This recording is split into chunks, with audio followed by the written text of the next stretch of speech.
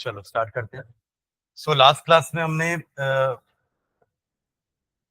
Quantum numbers देख लिए थे और दो रूल पढ़े थे ना। एक था पॉली एक्सक्लूजन प्रिंसिपल और दूसरा दूसरा था आपका ऑफबाउ रूल। ऑफबाउ पढ़े नहीं थे ना, स्टार्ट किए थे क्या? अच्छा, ठीक है ठीक है, एक बार रिवाइज करते हैं, है ना। और कोशिश करना समझने की, है ना। धीरे धीरे आएगा क्योंकि चैप्टर का लगभग एंडिंग आ गया है ना। तो पूरी कहानी खत्म हो गई है, क्लाइमेक्स में आए हो आप, है ना। सही बोल रहा हूँ ना। कहानी कहाँ से चालू हुई थी? कहाँ से चालू हुई थी स्वभाव की कहानी? और पीछे जा, पहले इलेक्ट्रॉन तो खोजो। अरे हाँ, मतलब इलेक्ट्रॉन खोजो पहले। इलेक्ट्रॉन खोजा था हमने पहली क्लास में, प्रोटॉन खोजा था पहली क्लास में, न्यूट्रॉन खोजा था पहली क्लास में। फिर दूसरी क्लास में हमने जेजे थॉमसन का मॉडल पढ़ा, रदरफोर्ड का मॉडल पढ़ा। फिर तीसरी क्लास में बोर मॉडल पढ़ने से पहले लाइट का, हाँ, कुछ डेवलपमेंट पढ़े जिसमें लाइट का डुअल नेचर था कि लाइट के अंदर वेव तो है बट लाइट के अंदर पार्टिकल्स भी होते हैं, और उन पार्टिकल्स को हमने क्या नाम दिया था? Quantum, photon. और हमने कहा था कि इन पैकेट्स के पास एनर्जी है। तो that was our Planck's quantum theory, E is equals to H nu. फिर हमने देखा था कि कैसे एटॉमिक स्पेक्ट्रा बनता है, अलग अलग एलिमेंट में कैसे कलर्स, अलग अलग लाइट के कलर्स निकल रहे थे। तो पांच साइंटिस्ट के नाम अलग अलग पढ़े थे अपन ने, लाइमन, बाल्मर, है ना, पाशन, ब्रैकेट, पीफंड। इन्होंने अपनी अपनी लाइंस बताई थी हाइड्रोजन के लिए। बट बोर का मॉडल आया इन दोनों डेवलपमेंट्स के बाद। तब बोर ने बोला कि ऑर्बिट्स होती हैं और ऑर्बिट्स की एनर्जी होती है। फर्स्ट ऑर्बिट की एनर्जी सबसे कम होती है, सेकेंड ऑर्बिट की एनर्जी उससे ज्यादा होती है, थर्ड की उससे ज्यादा होती है, फोर्थ की उससे ज्यादा होती है। और इलेक्ट्रॉन जब जंप करके हायर स्टेट में जाता है और जब वापस आता है तो वो लाइट एमिट करते हुए वापस आता है। ऐसा कुछ हमने पढ़ा था।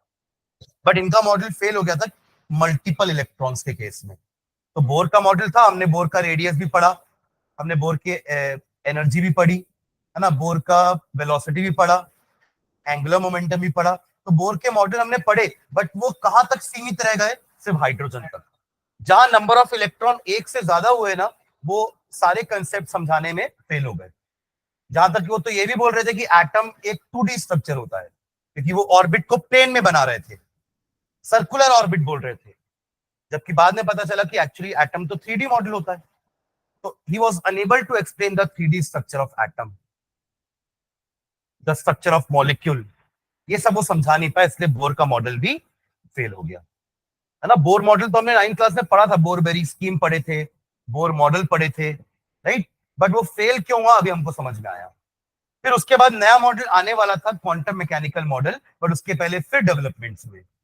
अब क्या डेवलपमेंट हुए?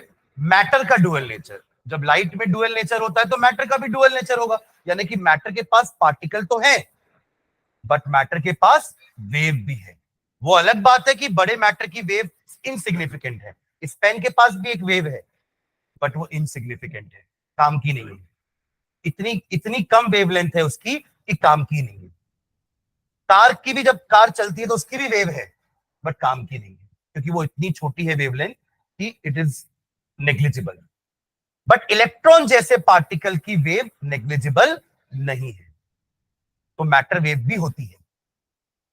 छोटे छोटे पार्टिकल के लिए वो मैटर वेव भी इंपॉर्टेंस रखती है, जो बोर ने कंसिडर नहीं करी थी। और मैटर वेव, वेव कहां फ्लो करती है? वो तो स्पेस में रहेगी। इससे पता चला कि इलेक्ट्रॉन एटम के अंदर है, इलेक्ट्रॉन की वेव है, यानी कि एटम भी 3D मॉडल ही होगा। ठीक है, तो यहां से 3D वाला समझ में आ गया हमको मैटर। बट अभी भी वो ऑर्बिट वाला कंसेप्ट क्लियर नहीं हो रहा था। तब सेकेंड डेवलपमेंट हुआ था हेजनबर्ग का। उन्होंने क्या बोला कि इतने छोटे छोटे पार्टिकल का एक ही समय पर वेलोसिटी और पोजीशन निकालना इम्पॉसिबल है, क्योंकि वो इतने रैपिड मूव कर रहे हैं। तो आप एक ही समय पर उतने छोटे से पार्टिकल का वेलोसिटी और पोजीशन एक ही समय पर नहीं निकाल सकते एक्यूरेटली। हाँ, कार होती, बाइक होती, बॉल होती, स्टोन होता तो उसका आप बता देते, क्योंकि वो बड़े बड़े पार्टिकल्स हैं। और आप बताते भी हैं फिजिक्स में कि कार इस ट्रैक में ट्रैवल कर रही है, तो आपको पता कैसे चला? क्योंकि आप हर पोजीशन पे कार को देख पा रहे हो कि वो यहाँ पे है, अब यहाँ पे, अब यहाँ पे, अब यहाँ पे। और साथ में उसकी वेलोसिटी भी तुरंत कैलकुलेट कर पा रहे हो उनके इक्वेशंस के कारण। v is equals to u plus at, v square minus u square is equals to 2s। वो सारे इक्वेशन किसके लिए एप्लीकेबल हैं? कार जैसे, स्टोन जैसे, बॉल जैसे, आदमी जैसे पार्टिकल के लिए जो बड़े हैं, मैक्रोस्कोपिक। पर जहां आप इलेक्ट्रॉन की बात करोगे ना, तो इलेक्ट्रॉन के लिए वो सारे इक्वेशन फेल हो जाते हैं। आप उन इक्वेशन से इलेक्ट्रॉन की एग्जैक्ट वेलोसिटी, एग्जैक्ट पोजीशन एक ही समय पर नहीं बता पाओगे। तो जब आप बता ही नहीं पा रहे हो तो उसका एक पर्टिकुलर ट्रैक हो ही नहीं सकता, तो ऑर्बिट नहीं हो सकती। यानी कि इलेक्ट्रॉन ऑर्बिट तो होती है, बट इलेक्ट्रॉन ऑर्बिट में पाया जाता है, बोर ने ऐसा कहा था ना, वो गलत है। समझ में आ रही बात? यहां से ऑर्बिट में इलेक्ट्रॉन का होना गलत साबित किया गया था। तो फिर इलेक्ट्रॉन रहता कहां है? ऑर्बिट तो होती है, बट इलेक्ट्रॉन कहां पाया जाएगा? ऑर्बिटल में। यानी कि आप अगर एग्जैक्ट लोकेशन नहीं बता रहे तो फिर आप अनुमान लगाओगे ना कि अगर अच्छा इस रोड पे नहीं है तो इतने एरिया में कहीं ना कहीं तो होगा। तो वो definite circular path was replaced by orbital, और प्रोबेबिलिटी वर्ड हमने यूज करना स्टार्ट किया था। तो वहां से अपन ने ऑर्बिटल का डेफिनेशन क्या बोला कि it is the space, it is the region, है ना, वेयर फाइंडिंग या probability of finding an electron is maximum. इतने एरिया में इलेक्ट्रॉन कहीं भी हो सकता है, एग्जैक्ट लोकेशन हम नहीं बता पाएंगे। हाइजेनबर्ग्स अनसर्टेनिटी प्रिंसिपल। समझ में आ रही बात? उसके बाद अपन ने बात की थी क्वांटम नंबर्स की। तो क्वांटम नंबर से ही मैं आज फिर से शुरुआत कर रहा हूं, ठीक है। तो क्वांटम नंबर्स हमने 4 पढ़े थे। एक था एन, एल, एम और S. Principal quantum number, azimuthal quantum number, magnetic quantum number. 11 bio वाले कोई आया क्या? भेज दे।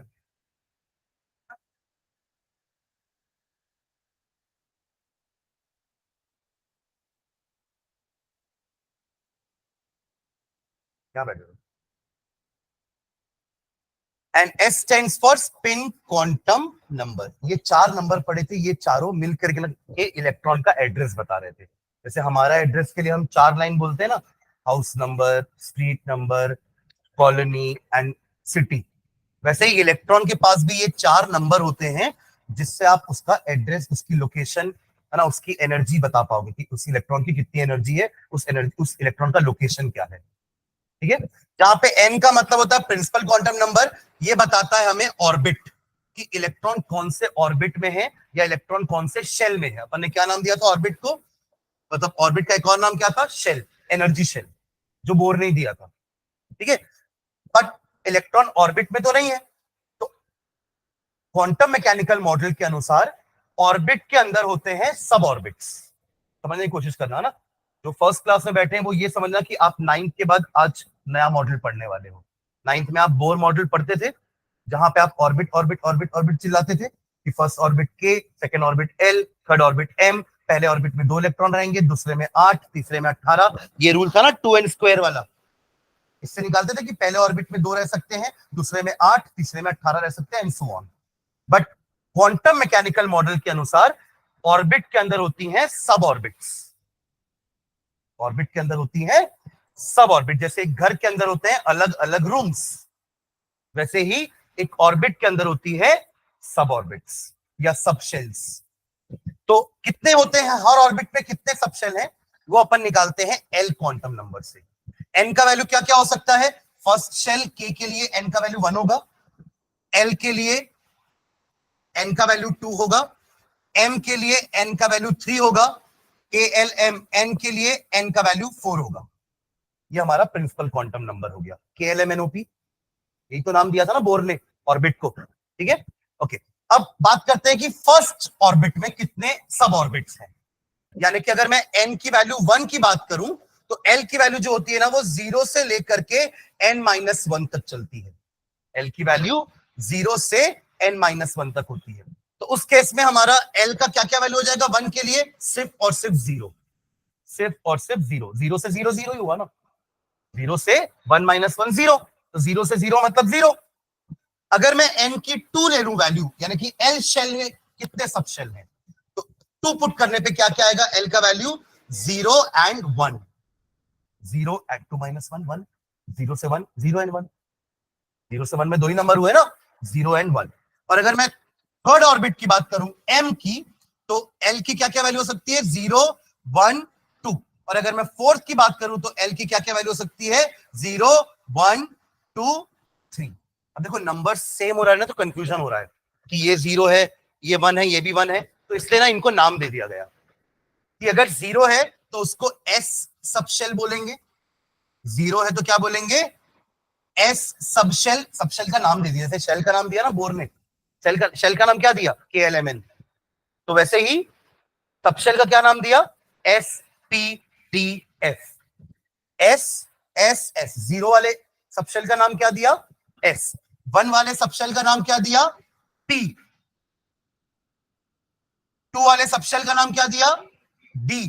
और 3 वाले का F, एंड सो ऑन। अगर 4 होता तो G देते, जरूरत नहीं पड़ी पर उसकी। समझ में आ रहा है, मतलब अब अपना ऑर्बिट के अंदर सब ऑर्बिट्स। तो पहले ऑर्बिट के पास एक सब ऑर्बिट है, सेकेंड ऑर्बिट के पास 2 सब ऑर्बिट है, थर्ड के पास 3 सब ऑर्बिट है, फोर्थ के पास 4 सब ऑर्बिट्स है। समझ रहे हैं ना। अब ऑर्बिटल, ऑर्बिट्स के अंदर सब ऑर्बिट्स और हर सब ऑर्बिट्स के अंदर ऑर्बिटल्स, ये नया कंसेप्ट है हमारा, जो क्वांटम मैकेनिकल मॉडल के हिसाब से ऑर्बिट के अंदर ऑर्बिट्स, सब ऑर्बिट्स होते हैं और हर सब ऑर्बिट्स के अंदर कुछ नंबर ऑफ ऑर्बिटल्स होते हैं। वो कौन बताता है, third quantum number, that is m, magnetic quantum number. और इसकी वैल्यू होती है -L2L। कहां से होती है, -L2L, यानी कि S वाले के पास, S के लिए L का वैल्यू कितना है, 0। S सबशेल के पास कितने ऑर्बिटल्स होंगे, सिर्फ एक, क्योंकि L इज इक्वल टू -0 से 0 0, एक ऑर्बिटल। P के पास यानी कि L इज इक्वल्स टू 1 के पास कितने होंगे, -L2L, तो -1 0 एंड 1, 3 ऑर्बिटल, 3 नंबर्स है, 3 ऑर्बिटल। और D के पास जिसके लिए L का वैल्यू 2 है, -2 से लेकर के +2, -1 -2 -1 0 1 एंड 2, 5 ऑर्बिटल। इसके पास एक ऑर्बिटल, इसके पास 3 ऑर्बिटल, इसके पास 5 ऑर्बिटल। ठीक है। एंड लास्ट F यानी कि L की वैल्यू 3 के लिए -3 -2 -1 0 1 2 एंड 3, कितने हो गए टोटल, 7 ऑर्बिटल्स। समझे क्या। हर एक ऑर्बिटल में 2 इलेक्ट्रॉन रह सकते हैं, जैसे कि हर एक डबल बेड वाले बेड पे 2 लोग सो सकते हैं, वैसे ही हर एक ऑर्बिटल में 2 इलेक्ट्रॉन रहते हैं। समझ रहे क्या। इतना एक बार समझते हैं कि अपने पास सेंटर में न्यूक्लियस तो है ही। अब एक ऑर्बिटल, एक ऑर्बिट नहीं है, उसके पास क्या है, एक सब ऑर्बिट है, 1s। 1 के पास क्या है, सिर्फ s। 2 के पास क्या है, s भी है और p भी है, 2s 2p। और 3 के पास 3 है, 3s 3p एंड 3d। और 4 के पास 4 है, 4s भी है, 4p भी है, 4d भी है और 4f भी है। मतलब आप ये समझो कि orbits are splitted into sub orbits, जो उस ऑर्बिट का नंबर है उतने ही सब ऑर्बिट्स उसके पास है। जैसे फर्स्ट ऑर्बिट के लिए नंबर उसका 1 है, तो उसके पास एक ही सब ऑर्बिट है। सेकेंड वाले के लिए नंबर 2 है, उसके पास 2 सब ऑर्बिट। थर्ड वाले का नंबर 3 हुआ ना, तो उसके पास 3 सब ऑर्बिट। और चौथे वाले के पास 4 सब ऑर्बिट्स, जिनके नाम एस, एस और पी, एसपीडी, एसपीडीएफ। समझे क्या। और हर ऑर्बिटल, हर सब ऑर्बिट में कितने ऑर्बिटल हैं, वो हमने यहां देखा। एस वाले के पास सिर्फ एक ऑर्बिटल है, पी के पास 3 है, डी के पास 5 है और एफ के पास 7 है। तो अगर मैं फोर्थ ऑर्बिट की बात करूं या थर्ड ऑर्बिट की बात करूं, तो थर्ड ऑर्बिट में सब orbits, correct, yes, 3p 3d। 3s वाले के पास एक ऑर्बिटल, ऑर्बिटल को एक बॉक्स से डिनोट करते हैं अपन, यहां पर शेप उसका अलग होता है ऑर्बिटल का, वो अपन डिस्कस करेंगे बाद में। पर अभी आप मान के चलो कि ऑर्बिटल मतलब एक बॉक्स। के पास 3 ऑर्बिटल होते हैं तो 3 बॉक्स, डी के पास 5 ऑर्बिटल होते हैं तो 5 बॉक्स, करेक्ट। हर एक ऑर्बिटल में 2 इलेक्ट्रॉन रह सकते हैं। देखो इलेक्ट्रॉन अपने न्यूक्लियस के अराउंड तो रिवॉल्व करता ही है, बट अपने एक्सिस में वो रोटेट भी करता है। अब अगर एक ही बॉक्स में दो इलेक्ट्रॉन है तो वो दोनों सेम डायरेक्शन पे रिवॉल्व या रोटेट नहीं करेंगे, एक क्लॉकवाइज करेगा तो दूसरा एंटी क्लॉकवाइज करेगा। तो उसको दिखाने के लिए अपन एक इलेक्ट्रॉन ऐसा दिखाते हैं जो क्लॉकवाइज रोटेट कर रहा होगा और दूसरा ऐसा दिखाते हैं जो एंटी क्लॉकवाइज रोटेट कर रहा होगा। ये होगा 2 इलेक्ट्रॉन 3s में। ऐसे ही इनके पास 3 ऑर्बिटल है तो इनके पास 6 इलेक्ट्रॉन बैठ सकते हैं, 1 2 3 4 5 6। और इनके पास 5 ऑर्बिटल तो इसमें कितने इलेक्ट्रॉन बैठ सकते हैं? 10। 1 2 3 4 5 6 7 8 9 10। कितने हो गए टोटल? 10, 6 और 2 ऐड करेंगे तो कितना हुआ? 18 इलेक्ट्रॉन्स। बोर के हिसाब से 2n स्क्वायर रूल के हिसाब से 2 इंटू 3 स्क्वायर कितने इलेक्ट्रॉन होते हैं? 18। यही बोर ने भी कहा था ना कि थर्ड शेल में 18 इलेक्ट्रॉन रह सकते हैं और वो हमने अपने क्वांटम मैकेनिकल मॉडल से जस्टिफाई भी किया कि हमारे हिसाब से भी 18 इलेक्ट्रॉन है, पर वो थर्ड ऑर्बिट में नहीं है। थर्ड ऑर्बिट में 3 अलग अलग सबशेल्स के अलग अलग ऑर्बिटल्स में प्रेजेंट। M I clear? ठीक है। और ये जो स्पिन बना है ना, ये जो अपन ने एरो बनाया है, यही हमारा चौथा क्वांटम नंबर है which is spin quantum number, जिसकी दो ही वैल्यू हो सकती है। क्लॉकवाइज रोटेशन के लिए वैल्यू होती है +½ और एंटी क्लॉकवाइज रोटेशन के लिए वैल्यू होती है -½ क्लियर है? ठीक है। तो अगर मैं अब इन सब इलेक्ट्रॉन्स का आपको एड्रेस पूछूं, जैसे अपन इस इलेक्ट्रॉन की बात करते हैं, ये वाले की, कहां पे ये इलेक्ट्रॉन? 3p के पहले ऑर्बिटल का पहला इलेक्ट्रॉन है, हाँ या ना? 3p के पहले ऑर्बिटल का, 3 ऑर्बिटल है ना, इसमें पहले ऑर्बिटल का पहला इलेक्ट्रॉन है जो क्लॉकवाइज वाला है। तो इसके वो 4 नंबर्स क्या क्या हो जाएंगे? कौन से ऑर्बिट का है ये? 3, तो इसका m क्या हो गया? 3। कौन से सब ऑर्बिट में है? p, तो p के लिए l का वैल्यू कितना होता है? 1। l का वैल्यू 0 होता है s के लिए, 1 होता है p के लिए, 2 होता है d के लिए और 3 होता है f के लिए। l इज इक्वल्स टू 0 यानी कि s, 1 यानी कि p, 2 यानी कि d और 3 यानी कि f। ठीक है, ओके ओके। अब ये 3 ऑर्बिटल है, -1 0 1, तो इसका m नंबर क्या हो गया? -1। And last first electron clockwise है तो उसका क्वांटम नंबर स्पिन वाला +½ इसको नहीं, आप इसको सेकेंड वाले इलेक्ट्रॉन के लिए -½ लोगे ना? हाँ, अपवर्ड मतलब क्लॉकवाइज, उसके लिए +½ अब यही सेकेंड इलेक्ट्रॉन की बात करते हैं अपन, तो ये भी तो थर्ड ऑर्बिट में ही है, ये भी p सबशेल में ही है, ये भी पहले ऑर्बिटल में ही है, यहां तक तो उसका एड्रेस सेम है ना? बट रोटेशन इसका एंटी क्लॉकवाइज है। समझ आएगा?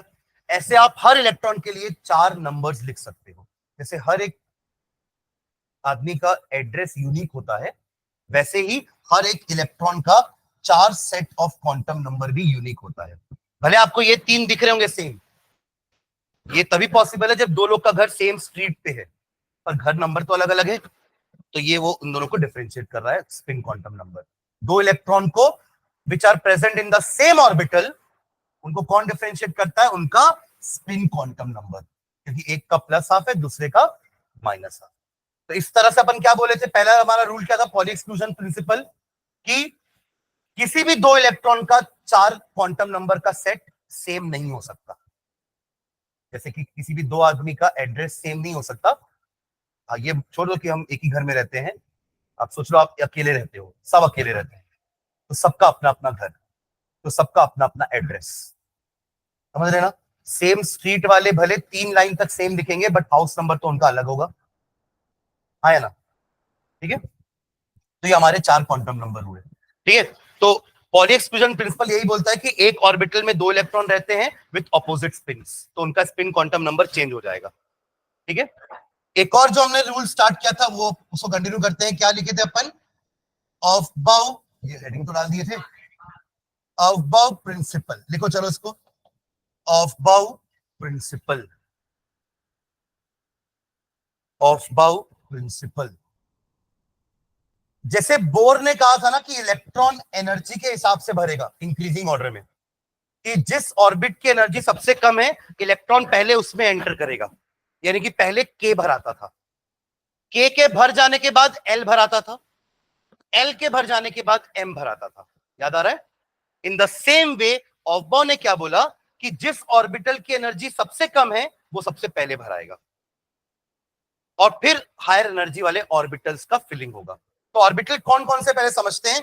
1 के पास सिर्फ S है, 2 के पास S भी है और P भी है, 3 के पास S सब ऑर्बिट है, P सब ऑर्बिट है और D सब ऑर्बिट है, 4 के पास S सब ऑर्बिट है, P सब ऑर्बिट है, D भी है और F भी है, 5 के पास S P D F G भी है पर उसका काम नहीं आता, यूज नहीं आता, तब तक तो बहुत ज्यादा एनर्जी बढ़ जाएगी, उतने इलेक्ट्रॉन ही नहीं बचते। ठीक है, वैसे 6 के पास S, 6 के पास P, 6 के पास D, F भी होता है बट उसका यूज नहीं होता, 7 के पास S T D भी होता है बट उसका यूज नहीं होता।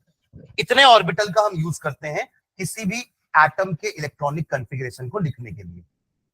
ठीक है, इतने ऑर्बिटल में हमारे अभी जितने भी डिस्कवर हुए एलिमेंट अभी तक उनका काम हो जाता है। ठीक है, अब एनर्जी ऑर्डर के लिए उन्होंने कुछ इस तरीके से सजा करके एनर्जी निकाला।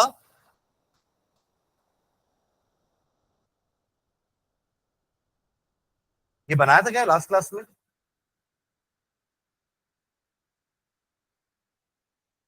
है ना? 1s के बाद पहले भर आता है 2s, सबसे कम एनर्जी 1s की है, फिर 2s की। देखो जितना दूर जाओगे ना इलेक्ट्रॉन से एनर्जी ऑर्बिट की बढ़ती है। सबसे पास कौन है, फर्स्ट ऑर्बिट, उसके बाद कौन है, सेकेंड ऑर्बिट, और सेकेंड ऑर्बिट में पहले कौन आएगा, s, फिर आएगा p, फिर आएगी थर्ड ऑर्बिट, उसमें भी पहले कौन आएगा, s, फिर आएगा p। तो पहले आपका 1s के बाद क्या भराया, 2s, 2s के बाद भराया 2p, 2p के बाद 3s, 3s के बाद 3p, 3p के बाद 4s। यही मैंने आपको बताया था ना कैसे पोटेशियम और कैल्शियम का कॉन्फ़िगरेशन जो हम 11 9th में पढ़ते थे, क्या पढ़ते थे, पोटेशियम का कॉन्फ़िगरेशन 19 उसका था एटॉमिक नंबर, 2,8,8,1 पढ़ते थे, ना कि 2,8,9। ये गलत था। और उसके लिए अपन क्या जस्टिफिकेशन देते कि बोर ने कहा था कि आखिरी शेल में 8 इलेक्ट्रॉन से ज्यादा नहीं हो सकते, इसलिए हमने 9वां इलेक्ट्रॉन कहां डाल दिया, चौथे में, है ना? चलो ठीक है, इसको मान लिए। तो अगर ऐसा है तो कैल्शियम लिखते वक्त हम 2,8,9,1 क्यों नहीं लिखे? यहां तो हम लिख सकते थे ना 9,1, बट फिर ये गलत था, ऐसा नहीं लिखते हैं, वहां बोला गया ऐसे लिखो, है ना? पर अब ये ऐसे क्यों लिखे, अब समझ में आएगा, देखो क्यों। 3p के बाद 4s आता है, 4s में 2 इलेक्ट्रॉन जाएंगे, एक पोटेशियम वाला एक कैल्शियम वाला, उसके बाद आपका थर्ड में वापस फिलिंग होना चालू होगा 3d। समझ रहे क्या? तो पोटेशियम के बाद आपका जो कैल्शियम आता है, कैल्शियम के बाद स्कैंडियम 21, तब आपका 3d में फिलिंग चालू होगा। क्लियर है? उसके बाद 3d के बाद ऐसा, फिर ये जाएगा पीछे कुछ इस तरीके से, फिर ये लास्ट ऐसा। ठीक है, और उसके पहले कुछ लाइन लिखते हैं फिर ये बनाना। देखो नीचे ऑफबाउ प्रिंसिपल में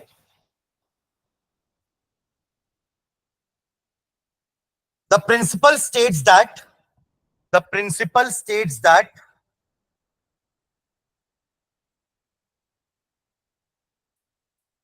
in the ground state of atoms,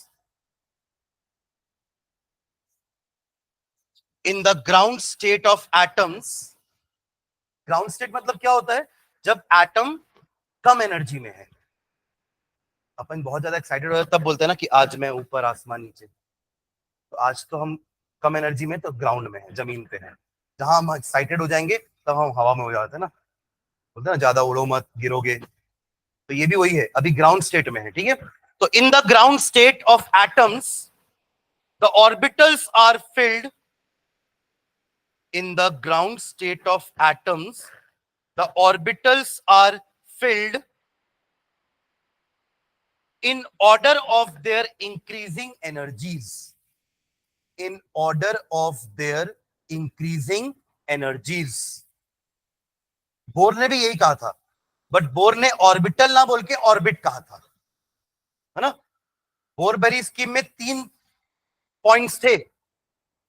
पहला पॉइंट 2n² रूल था, दूसरा पॉइंट 8 से ज्यादा नहीं होने चाहिए आखिरी शेल में, और तीसरा पॉइंट यही था कि पहले के भर आएगा क्योंकि उसकी एनर्जी कम है, फिर एल भर आएगा क्योंकि उसकी एनर्जी के से ज्यादा है, फिर एम भर आएगा क्योंकि उसकी एनर्जी एल से ज्यादा है।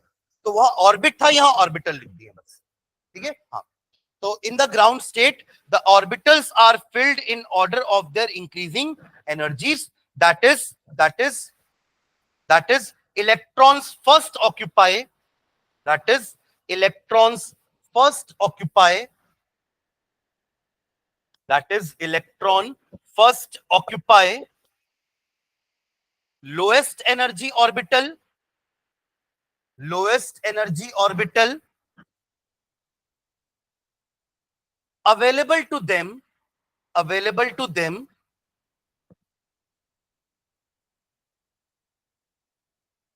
and then enter into higher energy orbital, and then enter into higher energy orbital, and then enter into higher energy orbitals only when the lower energy orbitals are filled, and then enters into higher energy orbitals only when the lower energy orbitals are filled, only when the lower energy orbitals are filled। ठीक है, ये diagram बना लो, जैसे मैंने बनाया वैसे ही बनाना है ना। पहले पूरा लिख लो लाइन से, एक एक लाइन में, 1 के पास कितना है, 2 के पास कितना है, 3 4 5 6 7 तक, और फिर ऐसे लाइंस खींचो, डायगोनल बनाते जाओ, और फिर उनको ऐसे जोड़ते जाओ। एरो एरो लगाना मत भूलना ना, एरो को तो फॉलो कर रहे हैं अपन। एरो बता रहा है कि सबसे लोएस्ट एनर्जी 1s वाला है, उसके बाद 2s है, उसके बाद 2p है, 3s है, 3p है, 4s है, 3d है, 4p है, 5s, 4d, 5p, 6s, 4f, 5d, 6p, 7s, 5x, 6d, 7p। सुने क्या? तो ऐसे ही बनाना है, और फिर इसको नीचे लिखना भी है लाइन से कॉमा दे देके। पहले बना लो।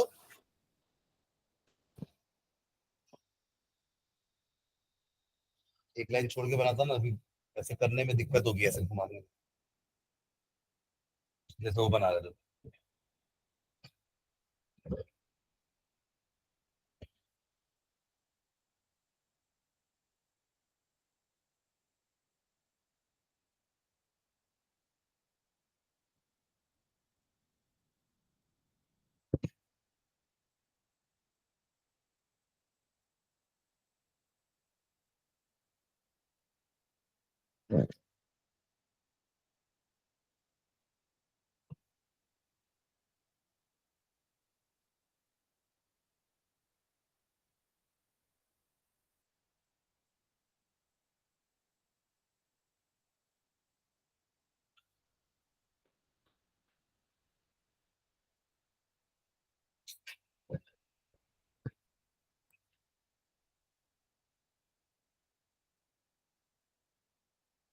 हमेशा ये जो घुमाना है ना, ये शुरू से अगले वाली लाइन के एंड में जाके मिलेगा ना, फिर इसके शुरू से अगली वाली लाइन के एंड में, फिर इसके शुरू से अगली वाली लाइन के एंड में, ऐसे जोड़ना है उसको, कर्व्स को।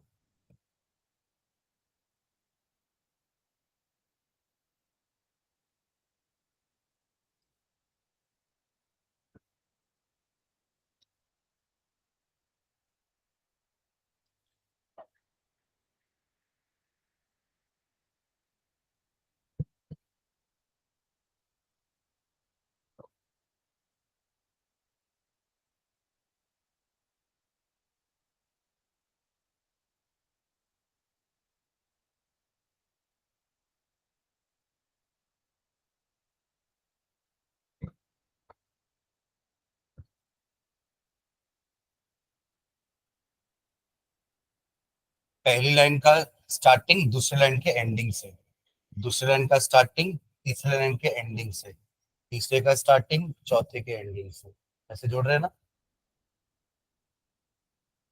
हो जाएगा तो बताना, इसको लाइन से लिखेंगे एनर्जी के इंक्रीजिंग ऑर्डर में।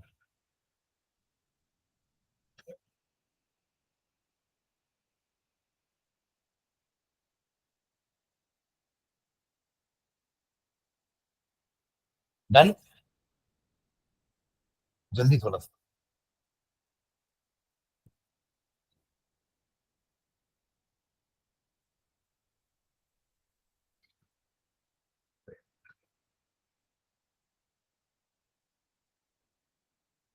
नीचे लिखना इसमें, the order in which energies, the order in which, the order in which energies of the orbitals increase, the order in which, the order in which the energies of the orbitals increase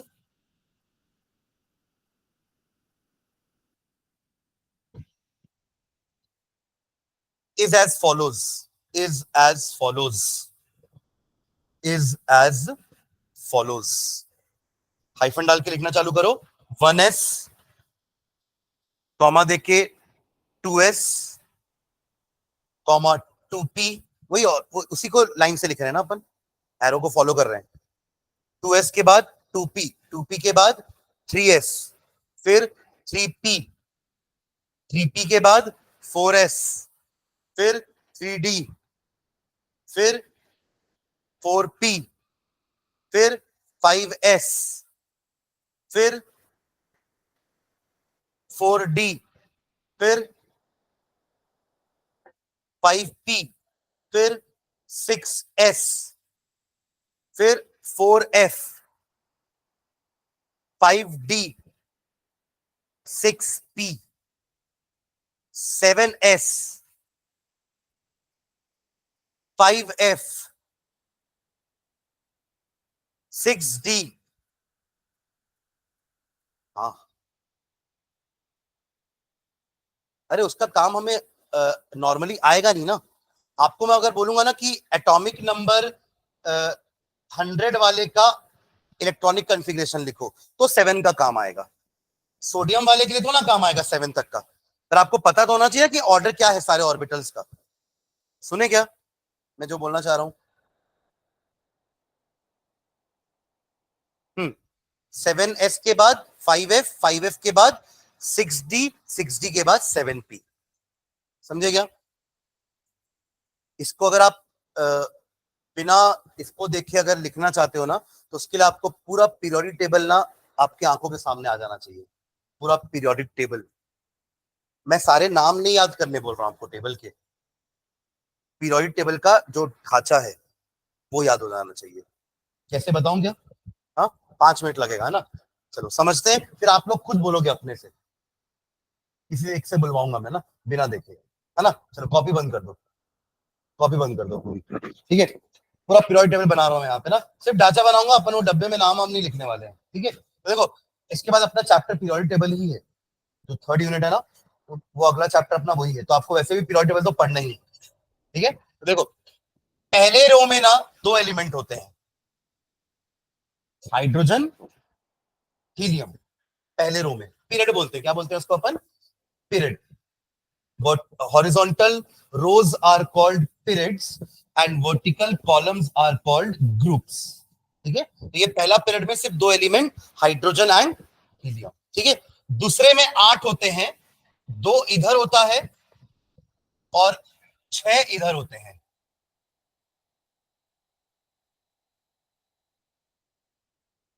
ठीक है।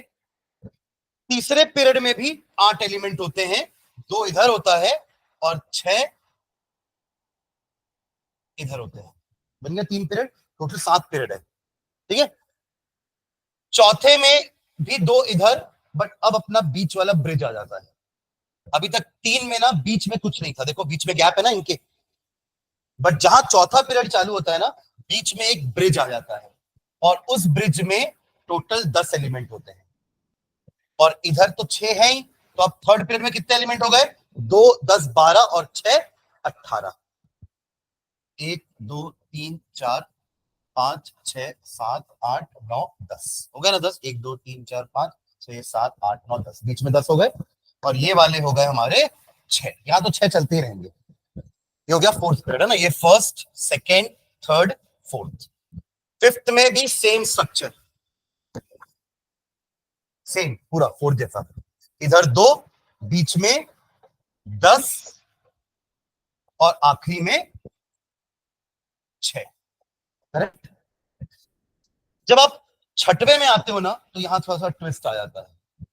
6वें period में पहले 2 तो वैसे ही रहते हैं, यहां जो एक एलिमेंट जो पाया गया था ना, उसका नाम था लैंथेनम। क्या था? लैंथेनम।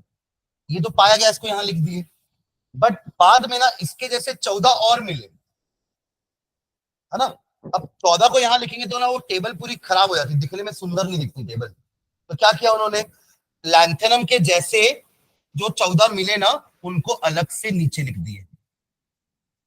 14 बना दो पूरे, 1 2 3 4 5 6 7 8 9 10 11 12 13 14। 1 2 3 4 5 6 7 8 9 10 11 12 13 14। तो लैंथेनम के जो दोस्त थे 14, वो उनको नीचे रख दिए कि वो पीरियोडिक टेबल खराब करेंगे, क्योंकि एक जैसे एलिमेंट को एक साथ रखना है ना। अब 14 को यहाँ कहाँ रखोगे? 14 को अगर रखने बैठोगे ना, तो ये पीरियड लंबा हो जाएगा या ये ग्रुप बड़ा हो जाएगा, तो पीरियोडिक टेबल अच्छी नहीं दिखेगी। इसलिए उनको अलग लगेगा, तुम लोग एडजस्ट करो नीचे। ठीक है। और बाकी फिर 9 तो आएंगे ही यहाँ पे। एक तो लैंथेनम बैठ गया था ना, और उसके बाद 9 और आए, करेक्ट, और फिर 6 और आए। क्लियर है यहाँ पे?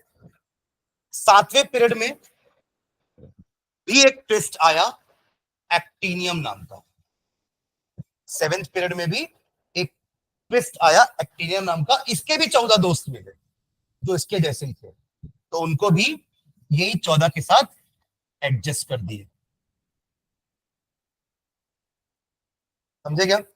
आपको ये नंबर्स थोड़े से जाने पहचाने लग रहे हैं क्या? कौन से नंबर्स बता रहा हूं उनको?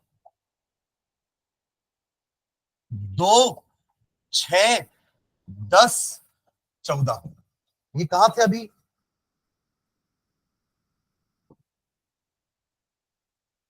2, 6, 10, 14।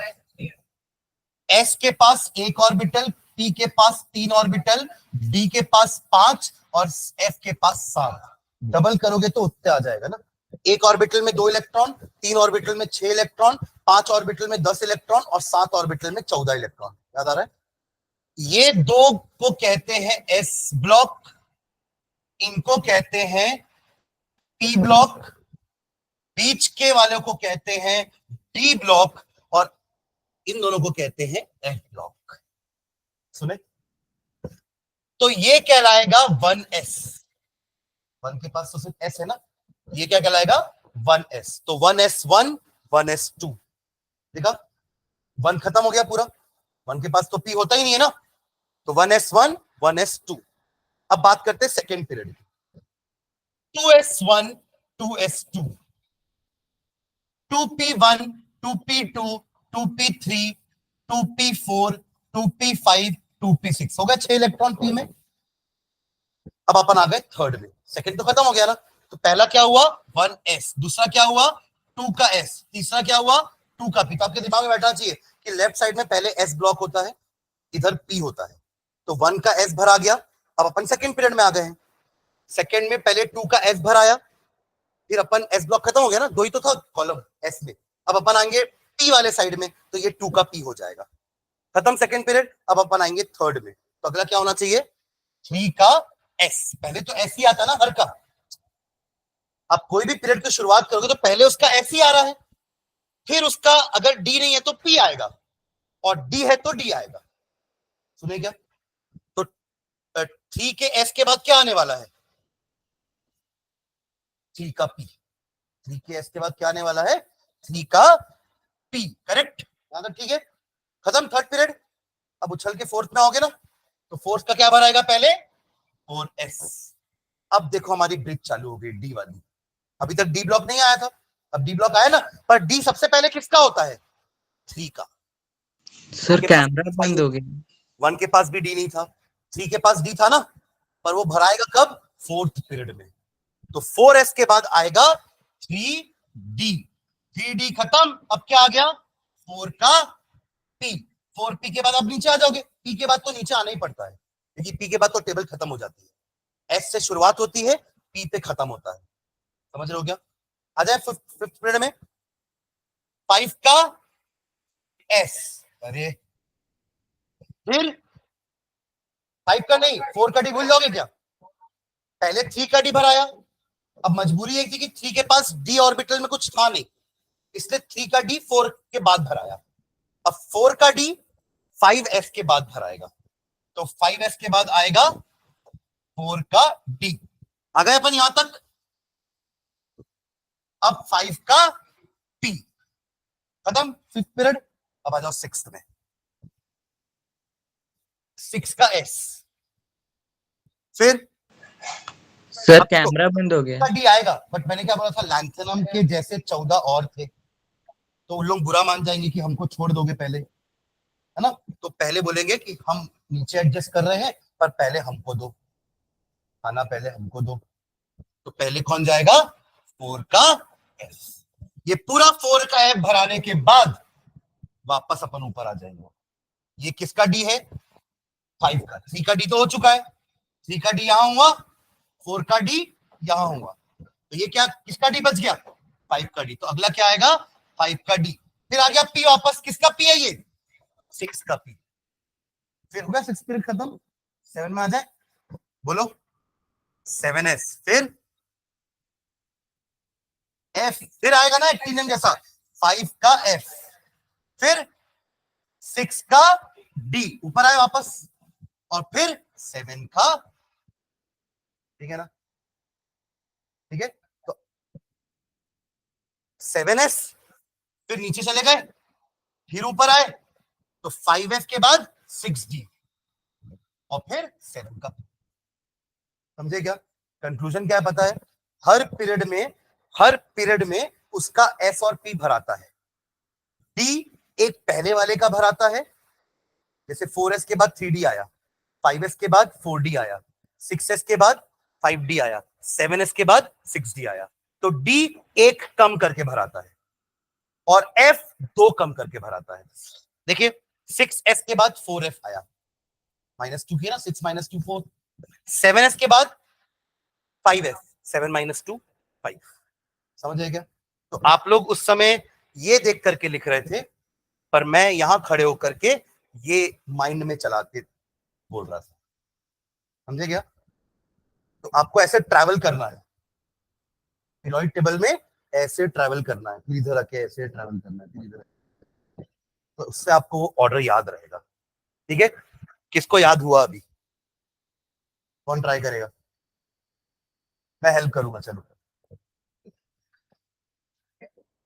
करोगे। चलो पहले बोलो, 1s 2s 2p। आगे आप सेकेंड पीरियड तक। हाँ चलो, 3s। तुझे ये बता दिया तो कितने शर्म की बात हो जाएगी।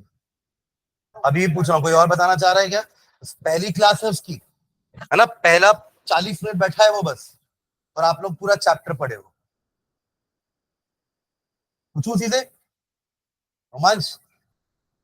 चल 3s के बाद 3p, 4s, very good, very good, very good,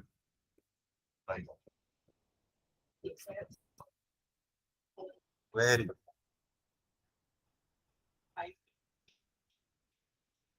आप लोग ट्रैवल कर रहे हो उसके साथ। हाँ चल भाई आगे।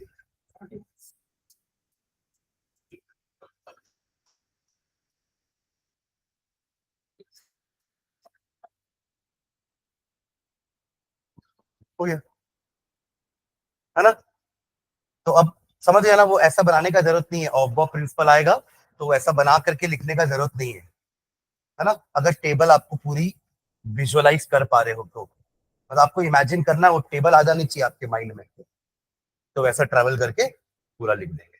समझे क्या, एस पी ई एफ। तो periodic table is divided into 4 blocks, SPDF. ठीक है, और ये ब्लॉक का क्लासिफिकेशन किस बेसिस में किए हैं, कि उस समय वो पर्टिकुलर सब ऑर्बिट्स भरा रहे हैं। एफ वाले को क्यों बोले एफ ब्लॉक है, क्योंकि उस समय 4f भरा रहा है, 4f1 4f2 4f14 तक, 14 इलेक्ट्रॉन बैठेंगे ना, ऐसे भरा है पूरे। याद रहेगा ये पूरा ऑर्डर। एक और इजी तरीका ऑफबॉर्न ने बोला था कि आप किसी भी ऑर्बिटल को कंपेयर करना है। लेट्स से मैंने बोल दिया कि 3d और 4s में किसकी एनर्जी कम है, किसकी एनर्जी ज्यादा है, तो उसके लिए आप एक और रूल यूज कर सकते हो। उस रूल का नाम ऑफबॉर्न ने दिया था n+l रूल। क्या दिया था, n+l रूल। इसके लिए n की वैल्यू क्या है, 3। और L की वैल्यू क्या है 2, कैसे पता चला 2 है? L इज इक्वल्स टू 2 मतलब D होता है, L इज इक्वल्स टू 0 मतलब S, L is equals to 1 मतलब P, L is equals to 2 मतलब D, और L इज इक्वल्स टू 3 मतलब S। तो N की वैल्यू तो सामने लिखी रहती है, वही है 3। वैसे इसकी N की वैल्यू क्या हो जाएगी 4, और इसके लिए L की वैल्यू 0। ऐड करके कितना आ रहा है ये 5, और ये कितना आ रहा है 4। जिसके N प्लस L की वैल्यू ज्यादा है उसकी एनर्जी ज्यादा है ना, 4s की कम है 3d की ज्यादा है ना। एक और कुछ बताओ, दोनों में कंपेयर करते हैं, बोलो किसको करें? हाँ 6d और 7p, 6d 7p, n की वैल्यू 6, n की वैल्यू 7, l की वैल्यू 2 और 1। अब ये क्या आ गया, दोनों 8 8, तो इसके लिए ये ट्विस्ट था ना। अब इसके लिए उन्होंने क्या बोला कि अगर किसी की n और l की वैल्यू सेम होती है तो जिसका n बड़ा उसकी एनर्जी बड़ी। ये बताया नहीं था मैं ना, वरना बोलेगा सर फंस गए तो ऐसा बोल दिए। ऐसा नहीं है ना, ऐसा हर जगह पॉसिबल है। आप और कोई दो को पकड़ लो, चलो इन दोनों को पकड़े, वो भी सेम आएगा। 4 प्लस 2 इज 6, 5 प्लस 1 इज 6। पर 5 भी बड़ा क्यों हुआ, क्योंकि 5 है वो और ये 4 है, 5 तो 4 से बड़ा होता है ना, समझ गए क्या? तो ये भी रूल यूज करके आप दो ऑर्बिटल की एनर्जी को कंपेयर कर सकते हो कि किसकी एनर्जी कम है किसकी एनर्जी ज्यादा है। n plus L rule, n तो सामने लिखा रहता है ऑर्बिटल का, ये सब ऑर्बिटल के नाम है ना, ये सब क्या है ऑर्बिटल के नाम। ऑर्बिटल के नाम में शुरुआत में क्या लिखते हैं n, और बाद में क्या होता है l। तो dsp df लिखा है वो क्या है, l ही तो है, सबशेल ही तो है। और ऊपर अपन लिखते हैं उसमें कितने इलेक्ट्रॉन भराए हैं। तो चलो सोडियम का कॉन्फ़िगरेशन लिखते हैं। सोडियम क्या होता है, एटॉमिक नंबर 11। बचपन में हमने 2,8,1 पढ़ा था। K में 2 इलेक्ट्रॉन, L में 8 इलेक्ट्रॉन, M में खत्म 11 इलेक्ट्रॉन।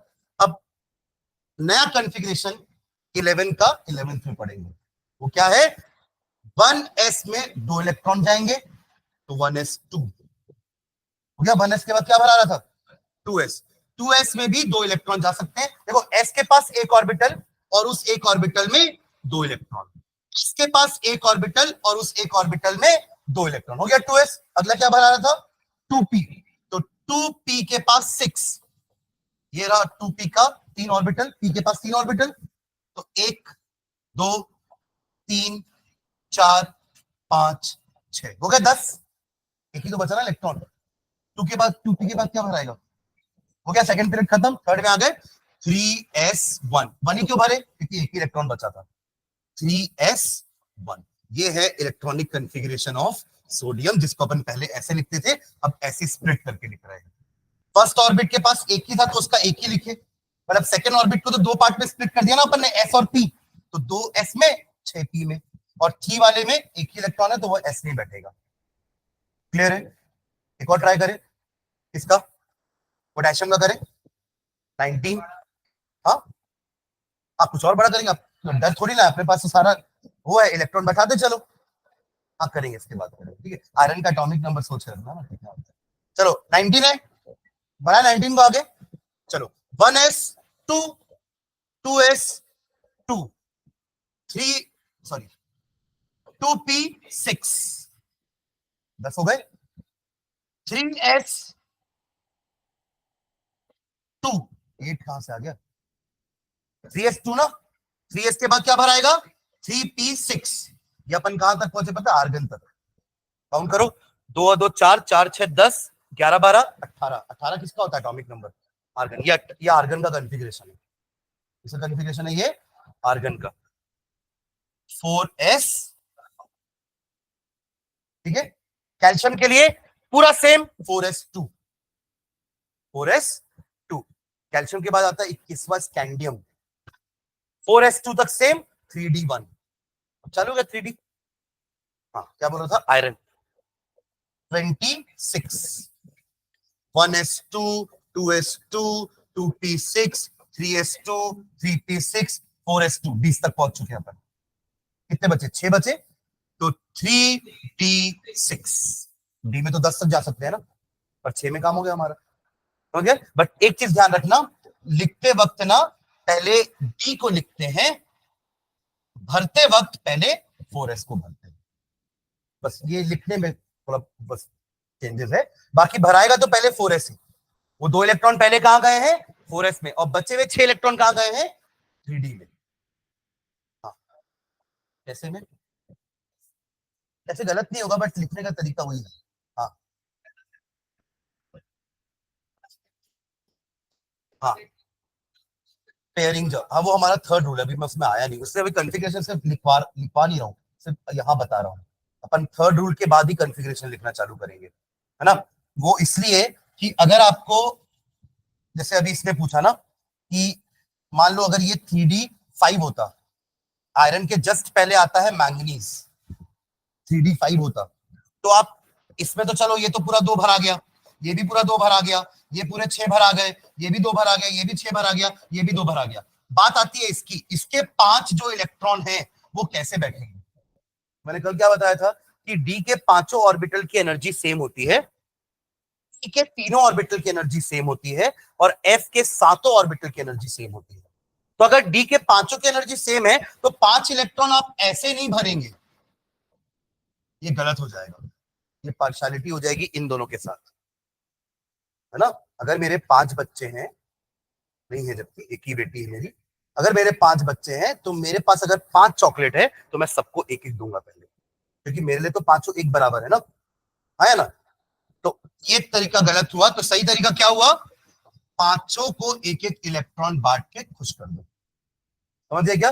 अब अगर छठवां इलेक्ट्रॉन आया तो दे दो छोटे बेटे को, सातवां आया तो उससे थोड़े छोटे बड़े बेटे को दे दो कि बेटा तो बड़ा वाला थोड़ा सा समझदार है ना, तो कर लेगा एडजस्ट कि एक तो आया मेरे पास, ठीक है। तो ऐसे पेयरिंग होगी, इसको बोलते हैं हुन्स रूल। तीसरा रूल है जो हुन्स रूल। एक था पॉली एक्सक्लूजन, जिन्होंने ये बोला कि हर ऑर्बिटल में मैक्सिमम 2 इलेक्ट्रॉन रहेंगे विथ ऑपोजिट स्पिन। ये फर्स्ट रूल है जो अपन लास्ट क्लास में देखे थे। सेकेंड रूल आज पढ़े ऑफ बाउ, जो बता रहा था कि एनर्जी किस ऑर्डर में भराएगी, ऑर्बिटल किस ऑर्डर में भराएंगे in the increasing order of their energy. और थर्ड रूल है हुन्स रूल, जो कि सिर्फ पी डी और एफ में एप्लीकेबल है, हाँ या ना। एस में क्यों नहीं है? एस का एक ही बेटा है, उसके पास एक चॉकलेट आएगी तो वो उसी को देगा, दूसरी आएगी तो भी उसी को देगा, हाँ या ना। बट पीडीएफ के पास 3, 5 और 7 बेटे हैं, तो उनके पास हमारा हुन्स रूल एप्लीकेबल होगा। समझ रहे हैं क्या? तो हुन्स रूल के लिए एस का कोई लेना देना नहीं है, एस को कोई लेना देना नहीं है हुन्स रूल से। किसको लेना देना है? पी, डी और एफ को। तो हुन्स रूल इसीलिए बनाया गया था, ठीक है। तो चलो पहले हुन्स रूल लिखेंगे। अच्छा, एन प्लस एल तो लिख लो, ऑफ के अंदर ही है ये भी, लिखो नीचे। अल्टरनेटिवली अल्टरनेटिवली अल्टरनेटिवली हाँ, वो ऑर्डर पूरा लिख लिए थे ना, उसका एक और तरीका, एक ऑर्डर लिखने का तरीका ऐसा ऐसा ऐसा था, अब दूसरा ऑर्डर लिखने का तरीका एन प्लस एल है।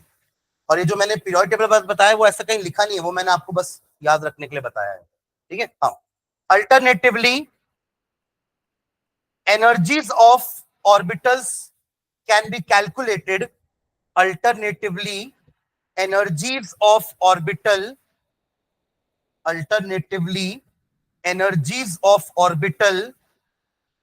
can be calculated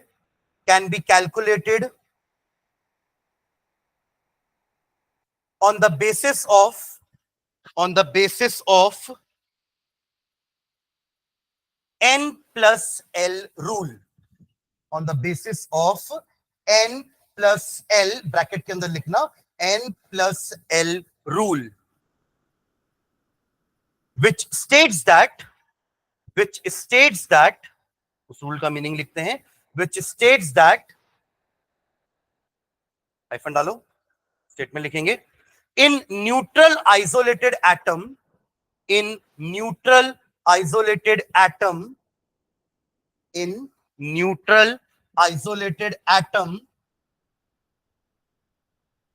the lower the value of n plus L, the lower the value of n plus L, the lower the value of n plus L for an orbital,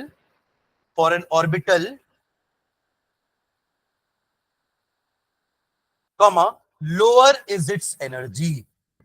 lower is it's energy. समझ में आ रहा है क्या लिख रहे हैं? जिस orbital का n+l छोटा होगा उसकी एनर्जी कम होगी, ये लिखे अपन। जिसका n+l ज्यादा हुआ उसकी एनर्जी ज्यादा होगी, ठीक है। अब वो वाला उसके लिए लिख लेते ना, ये वाला जो हुआ था अपने साथ, ये हुआ था ना, सेम सेम n+l में क्या करेंगे अपन? तो सेम सेम n+l में क्या करेंगे? जिसका n बड़ा उसकी एनर्जी बड़ी। तो एक और फुल सवाल के लिखना, if the two different type of orbital, if the two different types of orbital, if the two different types of orbitals, if the two different types of orbitals have the same value of n+l, have the same value of n+l,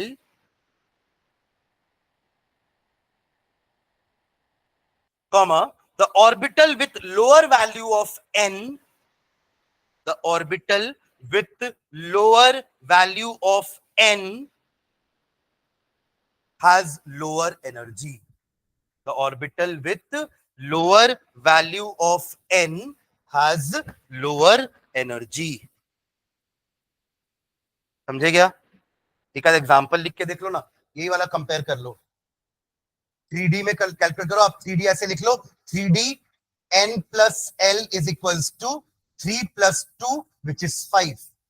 4s के लिए n+l is equals to 4 + 0 which is 4. Therefore, energy of 3D is greater than energy of 4s. ऐसे लिख लो, example आपको याद रहेगा कि कैसे calculate किए थे, ठीक है।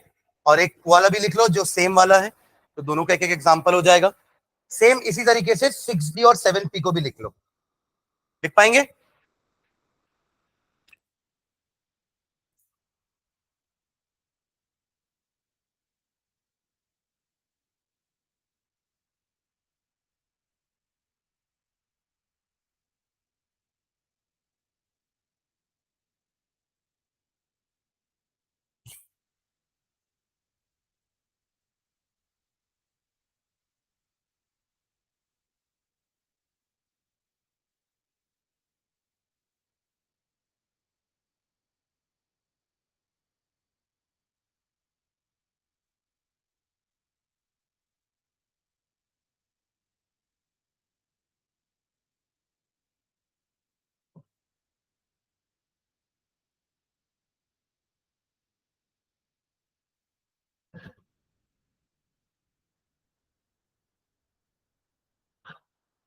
लिख लिए?